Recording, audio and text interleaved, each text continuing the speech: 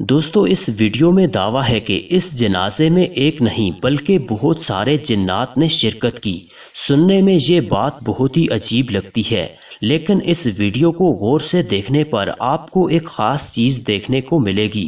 इस वीडियो में देखा गया कि बहुत से लोगों के हाथ हद से ज़्यादा लंबे हो रहे हैं।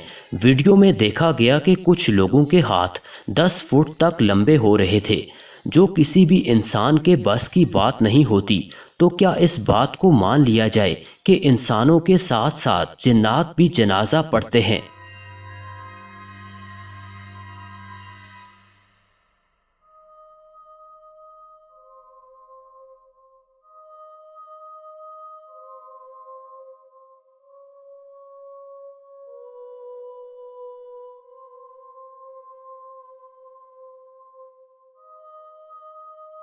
दोस्तों इस वीडियो पर आपकी क्या राय है, कमेंट सेक्शन में बताइएगा।